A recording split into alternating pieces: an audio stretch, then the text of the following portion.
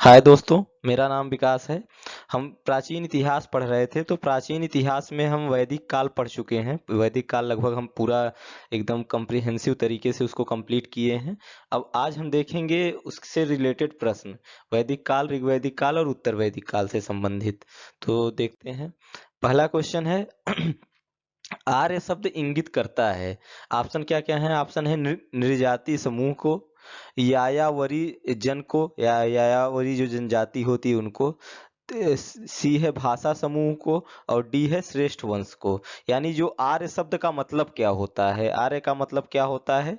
आर्य का मतलब होता है श्रेष्ठ वंश, यानी कि जो आर्य लोग थे अपने आप को श्रेष्ठ वंश का बोले थे। और जो आर्य लोग थे कहाँ से आए थे? मध्य एशिया का बैक्ट्रिया है वहाँ के निवासी थे जो आर्य थे, ऐसा माना जाता है। एक मैक्स मूलर मैक्स मूलर नाम के इतिहासकार थे, और इन्होंने ही बताया था कि जो आर्य थे ये कहाँ के निवासी थे? निवासी थे मध्य एशिया के। आगे देखते हैं। सबसे पुराना वेद कौन सा है? तो इसके ऑप्शन क्या क्या हैं? यजुर्वेद, ऋग्वेद, सामवेद, अथर्ववेद। तो इसका सबसे पुराना वेद कौन सा है? ऋग्वेद। जो ऋग्वेद है ये सबसे बड़ा वेद है और सबसे पुराना भी है। इसमें करीब 1028 सूक्त हैं। 1028 सूक्त हैं। और जो इसका मतलब कि जो इसका पुरोहित होता था, इसके पुरोहित को होता बोला जाता था या होत्री बोला जाता था। जो हमारे यहाँ उत्तर भारत में या तो बोला जाता है अग्निहोत्री, जो होते हैं वही वही होता है होत्री शब्द।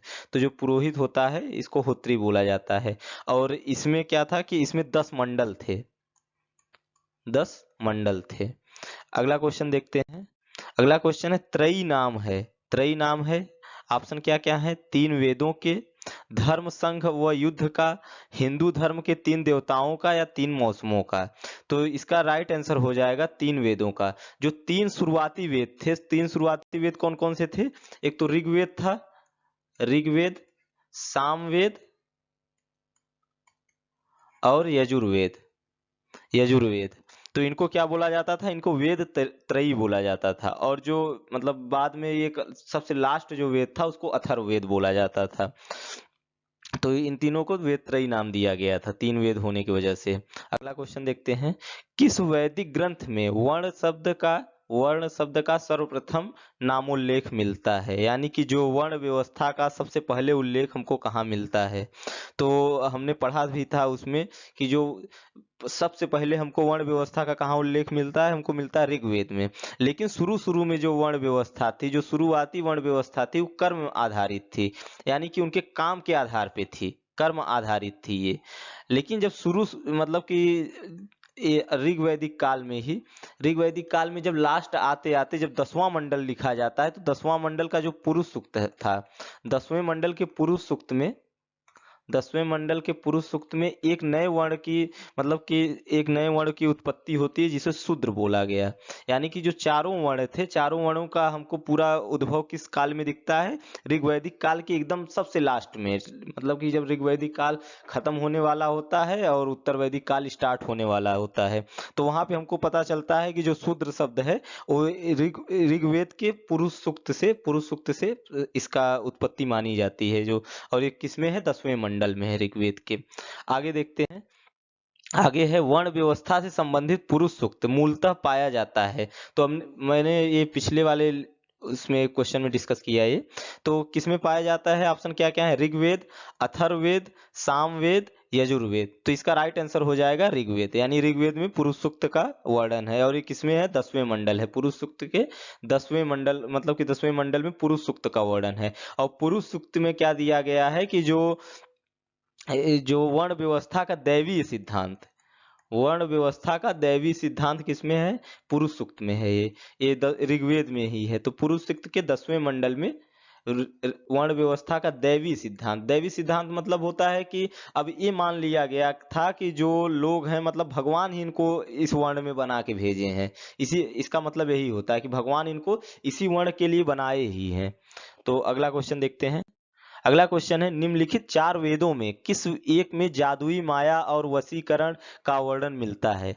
तो किसमें मिलता है? इसका राइट आंसर देखते हैं। राइट आंसर हो जाएगा अथर्ववेद। अथर्ववेद में हमको मिलता है कि जो ऋग मतलब कि जो वशीकरण और माया इन सब का वर्णन मिलता है। एक तरीके से जो अथर्ववेद एक चीज ये भी दर्शाता है कि ये अथर्ववेद जो था ये उत्तर वैदिक काल में लिखा गया था, मतलब उत्तर वैदिक काल के बारे में हमको जानकारी देता है ज्यादातर।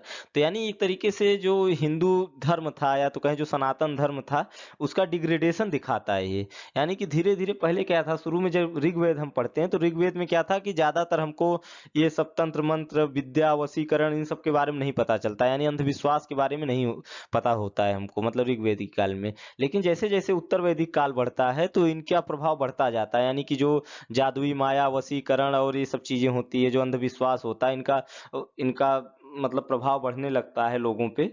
और जो पुरोहित होते हैं पुरोहितों का महत्व बढ़ जाता है इस टाइम पे, क्योंकि जब ये सब होगा मतलब ये सब जब जितना ढोंग होगा उतना ज्यादा पुरोहितों का महत्व होगा। तो अथर्ववेद एक तरीके से सबसे लास्ट में लिखा गया था, और इसमें क्या है, इसमें मतलब जड़ी बूटियों के बारे में भी है, लेकिन इसमें ये भी लिखा गया है जादुई माया वशीकरण के बारे में भी लिखा गया है। अगला क्वेश्चन देखते हैं, ऋग्वेद में कितनी ऋचाएं हैं? ऋग्वेद में कितनी ऋचाएं हैं? ऑप्शन है 1028, 1017, 1128, 1020। तो इसका राइट आंसर हो जाएगा 1028। 1028 सूक्त हैं और 10 मंडल हैं। अगला क्वेश्चन देखते हैं, ऋग्वेद है, ऋग्वेद क्या है? स्रोतों का संकलन है, कथाओं का संकलन है, शब्दों का संकलन है, युद्ध का ग्रंथ है? तो इसका राइट आंसर हो जाएगा स्रोतों का संकलन है। ज्यादातर अगर आप ऋग्वेद पढ़ेंगे तो उसमें मतलब कि यही सब लिखा हुआ है कि कैसे मतलब कैसे यज्ञ होता है, क्या होता है, यही सब ज्यादातर चीजें हैं ऋग्वेद में।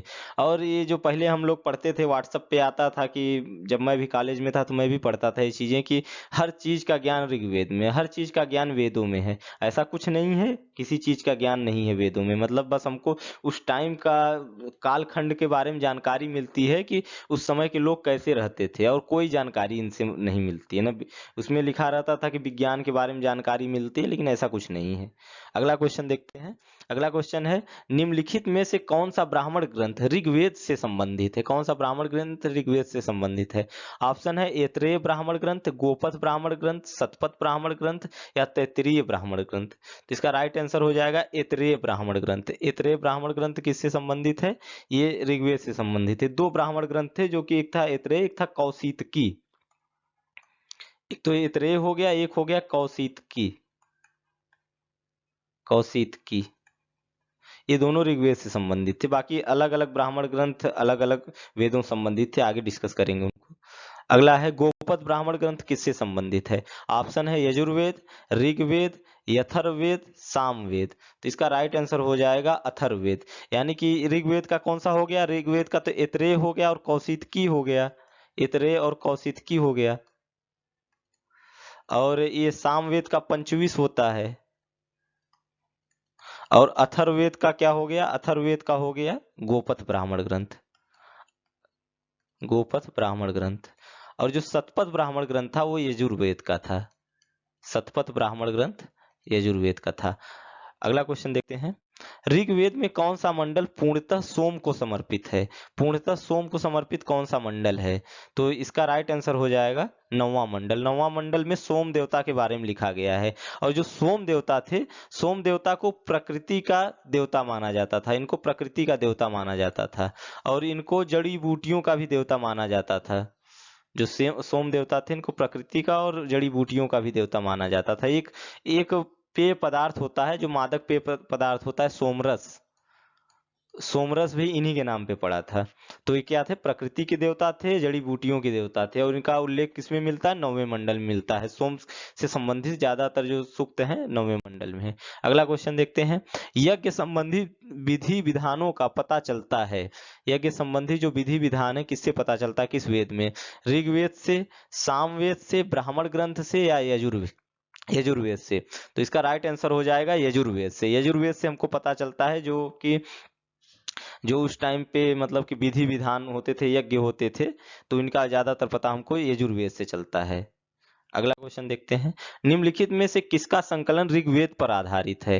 यानी किसका संकलन ऋग्वेद पे आधारित है? तो हम पढ़े थे कि जो मतलब जो सामवेद लिखा गया था, इसके ऑप्शन पहले देख लेते हैं। ऑप्शन है ब्राह्मण ग्रंथ, अथर्ववेद, सामवेद, यजुर्वेद। तो हम ये पढ़े थे कि जो सामवेद में जो एक तरीके से जो मतलब कि ऐसी ऋचाएं थी या सूक्त थे, ऐसी ऋचाएं थी जो जिनको हम गा सकते थे, तो उनको उनको छांट करके उनको सामवेद में संकलित कर दिया गया था और करीब बहुत कम 75-76 के करीब नए जोड़े गए थे, यानी कि ज्यादातर जो थे वो उस ऋग्वेद से ही लिए गए थे। तो इसका राइट आंसर हो जाएगा सामवेद। यानी सामवेद किसका संकलन है? ऋग्वेद से पर ही आधारित संकलित है ये। भारत के किस स्थल की खुदाई से लौह धातु के प्रचलन का प्राचीनतम प्रमाण मिलता है? ऑप्शन क्या क्या है? तक्षशिला, अतरंजी खेड़ा, कौशाम्बी, हस्तिनापुर। तो हमको ये पता है कि जब ऋग्वैदिक आर्य जो थे, ऋग्वैदिक आर्यों को लोहे के बारे में जानकारी नहीं थी। तो जब लोहे के बारे में जानकारी नहीं थी तो वो लोग मतलब कृषि भी बहुत एक तरीके से मार्जिनल तरीके से करते थे, बहुत ब्रॉड लेवल पे कृषि नहीं करते थे। लेकिन जब धीरे धीरे क्या होता है कि लोहे की खोज होती है, और लोहे की खोज होती है करीब 1000 बीसी के आसपास होती है, और ये होती है अतरंजी खेड़ा यूपी में। यूपी में एक स्थान है एटा में, उसको बोला जाता है अतरंजी खेड़ा। तो अतरंजी खेड़ा में क्या होता है कि लोहे की खोज होती है। जब लोहे की खोज हो जाती है तो कृषि में बहुत बड़ा बदलाव आता है। अब जो लोग एक तरीके से ऐसी कृषि करते थे कि घुमंतू टाइप कृषि करते थे, अब लोग टिक कर कृषि करने लगे और कृषि का महत्व भी बढ़ने लगा। यानी ऋग्वैदिक काल में क्या था कि जो पशुपालन था उसका महत्व ज्यादा होता था। लेकिन जैसे जैसे कृषि का विकास होता है और औजार बनते हैं लोहे से, तो कृषि का विकास ज्यादा होता है और लोग रुक कर कृषि करने लगते हैं। अगला, उपनिषद पुस्तकें किस पर आधारित हैं? धर्म पर, योग पर, विधि पर, दर्शन पर। तो इसका राइट आंसर हो जाएगा दर्शन पर, यानी कि जो उपनिषद पुस्तकें हैं दर्शन पर आधारित हैं। अगला क्वेश्चन देखते हैं। अध्यात्म ज्ञान के विषय में नचिकेता और यम का संवाद किस उपनिषद में प्राप्त होता है? ऑप्शन है बृहदारण्यक उपनिषद, छंदोग्य उपनिषद, कठोपनिषद, केन उपनिषद। तो इसका राइट आंसर हो जाएगा कठोपनिषद। कठोपनिषद में मिलता है जो यम और नचिकेता का संवाद होता है, उससे जानकारी मिलती है, उसकी जानकारी मिलती है कठोपनिषद में। और कुल 108 उपनिषद हैं, 108 उपनिषद हैं। अगला क्वेश्चन देखते हैं। उपनिषद काल के राजा अश्वपति शासक थे। अश्वपति कहाँ के शासक थे? जो उपनिषद काल में, मतलब जब उपनिषद लिखे गए थे उस टाइम पे। उपनिषद लेकिन बहुत लेट तक भी लिखे गए थे, लेकिन जो ज्यादातर उपनिषद लिखे गए थे जिस टाइम पे, उसी को उपनिषद काल बोला जाता है। तो इसके ऑप्शन क्या क्या है? काशी के, केकय के, पांचाल के, या विदेह के। तो इसका राइट आंसर हो जाएगा केकय के। जो राजा थे उपनिषद काल के अश्वपति, केकय के राजा थे। आरंभिक वैदिक साहित्य में सर्वाधिक वर्णित नदी कौन सी है? ऑप्शन है सिंधु, सतुद्री, सरस्वती, या गंगा। तो इसका राइट आंसर हो जाएगा सिंधु नदी। अगर हम पश्चिम से आते हैं, कहीं भारत में प्रवेश करते हैं, तो सबसे पहले हमको जो उस टाइम पे नदी मिलती थी, आज तो पाकिस्तान हो गया वो एरिया, लेकिन उस टाइम पे जो नदी मिलती थी सिंधु ही मिलती थी। तो जो आर्य आए थे सबसे पहले सप्त सैंधव प्रदेश में बसे थे। सप्त सैंधव प्रदेश में सबसे पहले बसे थे आर्य आके। तो यहाँ पे क्या था कि जब सबसे पहले नदी सिंधु थी, तो सिंधु का वर्णन सबसे ज्यादा मिलता है, और सिंधु नदी को हिरण्यनी बोला जाता था। हिरण्यनी बोला जाता था इसको। अगला क्वेश्चन देखते हैं। वैदिक नदी अस्किनी की पहचान निम्नांकित नदियों में से किस एक के साथ की जाती है? जो अस्किनी था उसका प्रेजेंट मतलब कि वर्तमान नाम क्या है? तो इसका वर्तमान नाम है चिनाब। चिनाब नदी को क्या बोला जाता था प्राचीन काल में? अस्किनी बोला जाता था। अगला क्वेश्चन देखते हैं। वैदिक नदी कुभा का स्थान कहाँ निर्धारित होना चाहिए? यानी जो कुभा नदी है ये कहाँ पर स्थित है, कहाँ पे बहती है ये नदी? तो इसका इसका राइट आंसर हो जाएगा अफगानिस्तान। जो काबुल है, काबुल नदी एक थी, काबुल को ही बोला जाता था कुभा। तो ये कुभा नदी को जो वैदिक आर्य जिसको कुभा नदी बोले थे वो काबुल है। तो ये कहाँ पे है? काबुल, काबुल नदी है अफगानिस्तान में। अगला क्वेश्चन देखते हैं। ऋग वैदिक काल में निष्क किस अंग का आभूषण होता था? निष्क किस अंग का आभूषण होता था? ये गले का आभूषण होता था। ये गले का सोने का आभूषण होता था, जो सोने का हार होता है एक तरीके का, ये सोने का आभूषण होता था। तो जो गले में पहना जाता था सोने का आभूषण, उसको निष्क बोला जाता था। निम्नलिखित अभिलेखों में कौन सा ईरान से भारत में आर्यों के आने की सूचना देता है? ऑप्शन है मानसेहरा, शहबाजगढ़ी, बोगजकोई, जूनागढ़। तो इसका राइट आंसर हो जाएगा बोगजकोई। यानी बोगजकोई से हमको पता चलता है कि जो आर्य थे, आर्य ईरान से होकर आए थे। यानी कि जब हम मध्य एशिया से आते हैं, तो मध्य एशिया वाला जो क्षेत्र है, जो रसिया के नीचे आज पड़ता है, तो वहां से फिर कहाँ पे आए थे यार? ईरान होके फिर पाकिस्तान का जो सिंध वाला एरिया है यहाँ पे आए थे। तो पाकिस्तान के सिंध वाले एरिया में आए थे, तो यहाँ पे हमको जानकारी कैसे पता चलता कि ये आ रही थे, तो यहाँ पे एक अभिलेख था बोगज कोई। यहाँ पे हमको जो देवता थे, जैसे हमारे यहाँ जो देवता थे, इंद्र हो गए, मित्र हो गए, नासत्य हो गए, वरुण हो गए, तो इनकी जानकारी हमको इस अभिलेख से मिलती है। इस वजह से हम रिलेट कर पाते हैं कि जो आर्य थे वो ईरान से होकर आए थे, और तभी ये हमको जानकारी भी मिलती है कि आर्य जो थे मध्य एशिया से भी आए थे। अगला क्वेश्चन देखते हैं। अगला क्वेश्चन है, आरंभिक वैदिक साहित्य में सर्वाधिक वर्णित नदी कौन सी है? तो इसका राइट आंसर हो जाएगा सिंधु नदी। पीछे वाले क्वेश्चन में डिस्कस कर चुके हैं, पिछले क्वेश्चन में भी था ये, तो यही सेम क्वेश्चन ही था। तो आरंभिक वैदिक साहित्य में सर्वाधिक वर्णित नदी कौन सी है? सिंधु नदी है। अगला क्वेश्चन देखते हैं, निम्नलिखित में से किसने आर्यों के आदि देश के बारे में लिखा है? आर्यों के आदि देश के बारे में लिखा था, यानी कि इसमें ऑप्शन क्या क्या है? ऑप्शन है शंकराचार्य, एनी बेसेंट, विवेकानंद, बाल गंगाधर तिलक। यानी कि किसने बताया था कि आर्य कहाँ के निवासी थे, उसके बारे में जानकारी दी थी। तो इसका राइट आंसर हो जाएगा बाल गंगाधर तिलक। बाल गंगाधर तिलक ने एक बुक लिखी थी, बुक का नाम था Arctic home of Aryan. Arctic home of Aryan. तो इस बुक में उन्होंने जानकारी दिया था कि जो आर्य थे वो आर्कटिक प्रदेश के निवासी थे, आर्कटिक प्रदेश के निवासी थे। अलग अलग जो इतिहासकार थे या तो दार्शनिक थे, उन्होंने अलग अलग थ्योरी दी थी इस संबंध में, जैसे लेकिन जो सब सर्वाधिक प्रचलित और सर्वमान्य थ्योरी है मैक्स मूलर की थी। जैसे दयानंद सरस्वती ने बताया था कि जो जो आर्य थे कहाँ के निवासी थे? तिब्बत के निवासी थे। और बाल गंगाधर तिलक ने बताया था कि आर्कटिक प्रदेश के निवासी थे। ऐसा संभव नहीं था, आर्कटिक आज भी बहुत ठंडा इलाका माना जाता है। अगला क्वेश्चन देखते हैं, जिस ग्रंथ में पुरुष मेघ का उल्लेख हुआ है वह कौन सा है? तो ऑप्शन क्या क्या है? ऑप्शन है कृष्ण यजुर्वेद, शुक्ल यजुर्वेद, शतपथ ब्राह्मण, पंचविंश ब्राह्मण। इसका राइट आंसर हो जाएगा शतपथ ब्राह्मण। शतपथ ब्राह्मण किसका ब्राह्मण ग्रंथ है? ये है यजुर्वेद का ब्राह्मण ग्रंथ। तो यजुर्वेद में हमको पुरुष मेघ का उल्लेख किसमें मिलता है? पुरुष मेघ एक यज्ञ होता था, तो इसका जानकारी हमको किससे मिलती है? शतपथ ब्राह्मण से मिलती है। अगला क्वेश्चन देखते हैं, गोत्र शब्द का प्रयोग सर्वप्रथम हुआ था अथर्ववेद में, ऋग्वेद में, सामवेद में, यजुर्वेद में। तो इसका राइट आंसर हो जाएगा ऋग्वेद में। तो जो एक तरीके से गोत्र आज भी देखा जाता है, जैसे हमारे यहाँ जो शादियां होती हैं हिंदू धर्म में, तो गोत्र देख कर ही किया जाता है, यानी जो सेम गोत्र में शादी नहीं होती है, समान गोत्र में शादियां नहीं होती हैं। अगला क्वेश्चन देखते हैं, पूर्व वैदिक आर्यों का धर्म प्रमुखतः था मतलब यह धर्म किस पर आधारित था? भक्ति पर आधारित था, मूर्ति पूजा और यज्ञ पर आधारित होता था, प्रकृति पूजा और यज्ञ पर आधारित होता था, या तो प्राकृतिक पूजा और भक्ति पर आधारित होता था? इसका राइट आंसर हो जाएगा प्रकृति पूजा और यज्ञ पर आधारित होता था। यानी जो वैदिक आर्य थे ये लोग मूर्ति पूजा नहीं करते थे, प्रकृति पूजा करते थे। जो देवता भी थे वो प्रकृति से संबंधित ज्यादा होते थे, जैसे इंद्र हो गए। इंद्र क्या थे? वर्षा के देवता होते थे। इंद्र हो गए, अग्नि हो गए, और अग्नि को क्या बोला जाता था? देवताओं और मनुष्यों के मध्यस्थ बोला जाता था इनको, जो अग्नि होते थे। और सोम जैसे वनस्पतियों के देवता हो गए, ये वर्षा के हो गए, अग्नि मतलब आग के देवता हो गए, और जो सोम हो गए, सोम वनस्पतियों के देवता होते थे।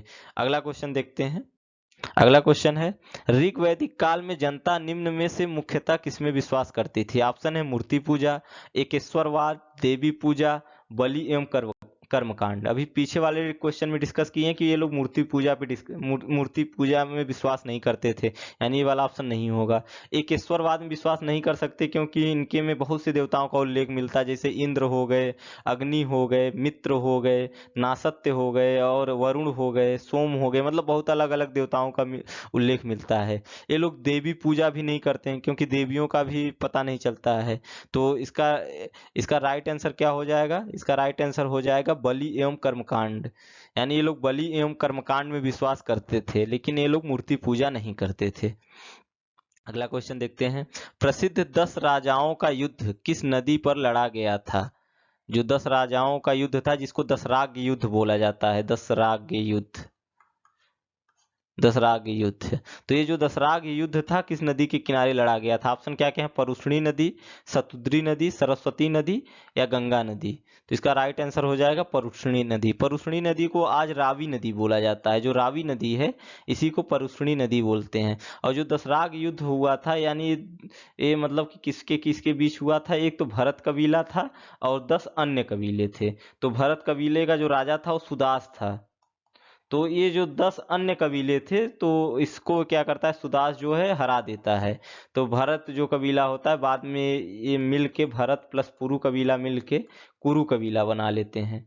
और जो कुरु कबीला पहले क्या होता है, इनसे दसराग युद्ध में जो 10 अन्य कबीले होते हैं उसमें शामिल होता है जो पुरु कबीला होता है, लेकिन बाद में इसी भरत कबीले में मिल जाता है और एक नया कबीले का निर्माण होता है जिसको बोला जाता था कुरु कबीला। जो कुरुक्षेत्र वाला क्षेत्र है इसी के नाम पे बना हुआ है। अगला क्वेश्चन है, प्राचीन काल में आर्यों के जीविकोपार्जन का मुख्य साधन था? ऑप्शन है कृषि, शिकार, शिल्पकर्म, व्यापार। तो इसका राइट आंसर हो जाएगा शिकार। यानी जो प्राचीन काल में आर्य थे, जो ऋग वैदिक आर्य थे या तो जिनको पूर्व वैदिक आर्य बोला जाता है, तो वो लोग क्या थे? शिकार पर निर्भर थे, क्योंकि ये लोग स्थायी नहीं रहते थे। ये एक जगह से दूसरे जगह विचरण करते रहते थे। तो इनका मुख्य साधन क्या था? कृषि का, ओ सॉरी, उसका जीविकोपार्जन का ये शिकार था। अगला क्वेश्चन देखते हैं। अगला क्वेश्चन है, ऋग्वेद में उल्लिखित यव शब्द किस कृषि उत्पाद हेतु संबंधित है? जो यव शब्द है किस कृषि उत्पाद से संबंधित है?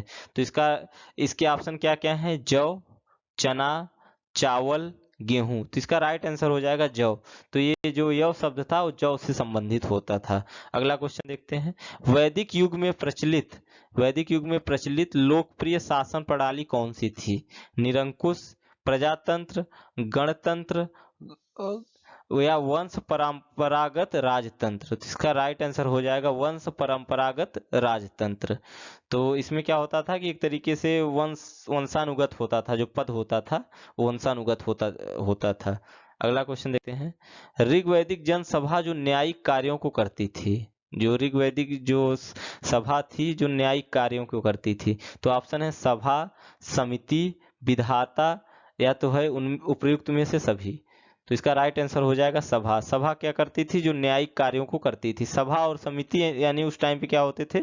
दो सभाएं, मतलब कि दो एक तरीके से सभाएं या लोगों का समूह होता था जो निर्णय लेता था। तो समिति को आजकल लोकसभा माना जा सकता है और सभा क्या होता था? एक तरीके से राज्यसभा की तरह होता था और ये क्या करता था? न्यायिक कार्यों को करता था। इसमें क्या होते थे? ज्यादातर वृद्ध जन होते थे। जो सभा होती थी इसमें वृद्ध जन लोग होते थे, यानी वृद्ध लोग होते थे। तो ये क्या करता था? न्यायिक कार्य करता था। और जो समिति होता था नए जैसे नियम कानून बनाने इन सब का कार्य करता था। अगला क्वेश्चन देखते हैं। आयुर्वेद अर्थात जीवन का विज्ञान का उल्लेख सर्वप्रथम मिलता है? आयुर्वेद का जो उल्लेख कहाँ मिलता है?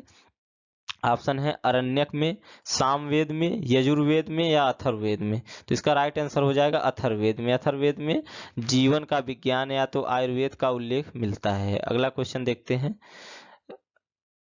ऋग्वैदिक धर्म था, मतलब ऋग्वैदिक धर्म कैसा था? बहुदेववादी था, एकेश्वरवादी था, अद्वैतवादी था, निवृत्त मार्गी था? इसका राइट आंसर हो जाएगा बहुदेववादी। हम ऋग्वैदिक काल में देखते हैं कि बहुत से देवताओं का हमको उल्लेख मिलता है। जैसे मान लीजिए कि देव हो गए। देव क्या थे? ये सबसे प्राचीन देवता माने जाते हैं आर्यों के। अग्नि हो गए, इंद्र हो गए, अग्नि हो गए, इंद्र हो गए, वरुण हो गए, सोम हो गए, सब क्या अलग अलग देवता होते थे। अगला क्वेश्चन देखते हैं। सर्वाधिक ऋग्वैदिक सूक्त समर्पित हैं, यानी कि जो ऋग्वेद के सूक्त हैं सबसे ज्यादा किस देवता को समर्पित हैं? इसके ऑप्शन है अग्नि को, इंद्र को, रुद्र को या विष्णु को। तो इसका राइट आंसर हो जाएगा इंद्र को। करीब जो 250 सूक्त हैं, 1028 टोटल सूक्त थे।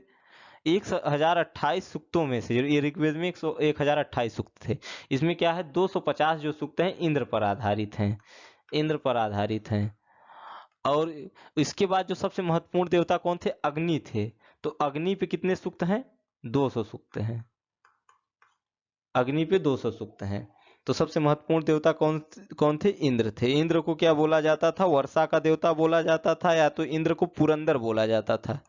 पुरंदर, पुरंदर मतलब होता है किलों को या तो जो निवास स्थान को तोड़ने वाले को पुरंदर बोला जाता है। अगला क्वेश्चन देखते हैं। ऋग्वेद में सर्वाधिक संख्या में मंत्र संबंधित हैं। ऑप्शन है अग्नि से, वरुण से, विष्णु से, यम से। तो इसका राइट आंसर हो जाएगा अग्नि से। तो जो सब सर्वाधिक संख्या में, इसमें ऑप्शन में इंद्र नहीं है, इस वजह से क्या हो जाएगा, इसका राइट आंसर अग्नि हो जाएगा।